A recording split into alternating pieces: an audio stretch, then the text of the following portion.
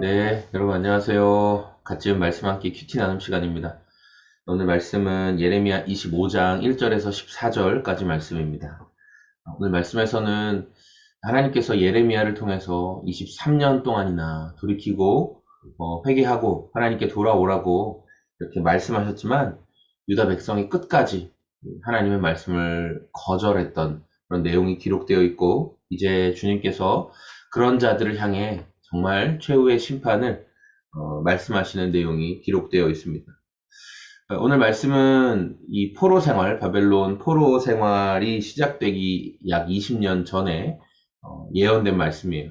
그래서 20년 후에 있을 바벨론 포로 생활의 내용을 아주 구체적으로 또 자세하게 20년 전에 예언을 하고 있는 것이죠.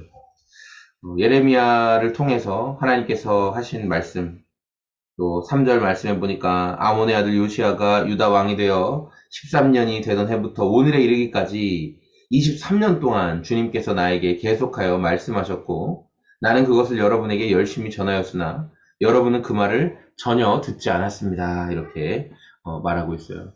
하나님께서 자기에게 말씀을 주시고 예레미야는 끊임없이 이스라엘 백성들을 향해서 돌아오세요, 하나님의 말씀을 들으세요, 하나님께 나오세요, 이렇게 말했지만 그들이 듣지 않았다는 거예요. 5절 말씀부터 예레미야가 하나님께 받아서 했던 메시지의 내용들이 기록되어 있어요.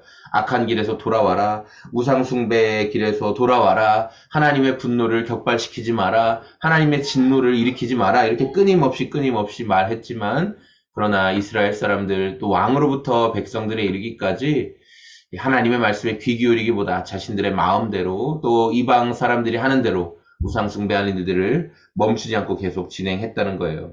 그래서 하나님께서 9절, 내가 나의 종 바벨로니아 왕 느부갓네살을 시켜서 북녘의 모든 민족을 데려오겠다, 이렇게 말씀하셨어요. 그래서 바벨론에 의해서 이스라엘이 망하게 되는 내용이, 포로로 끌려가는 내용이 말씀 통해 기록되어 있어요. 근데 여기서 끝나지 않고 하나님은 바벨론이 잠깐 동안은 하나님의 손에 쓰임 받아서 이스라엘을 치지만, 그러나 그 후에는 이 바벨론도, 70년 뒤에는 바벨론도 그 죄로 인해 심판을 받게 될 것이다 말씀하세요.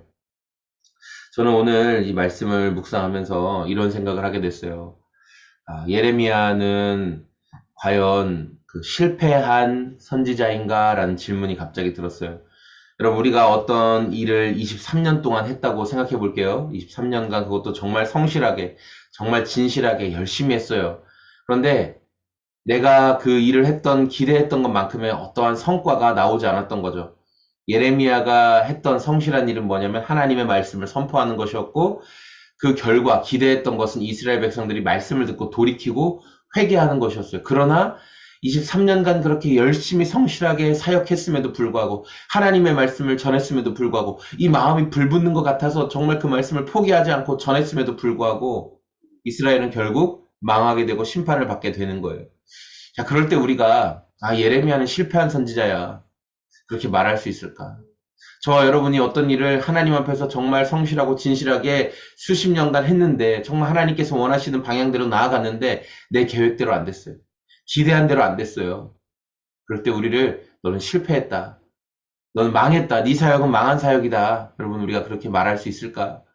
여러분이 돌보는 자녀들, 또 가정에서의, 또 일터에서의, 또 사람들과의 관계 속에서의 어떤 것들이 성실하고 진실하게 했음에도 불구하고 소망하던 대로 이루어지지 않았어요. 그럴 때 여러분, 나는 망했어, 나는 망한 사람이야, 그렇게 말할 수 있을까요?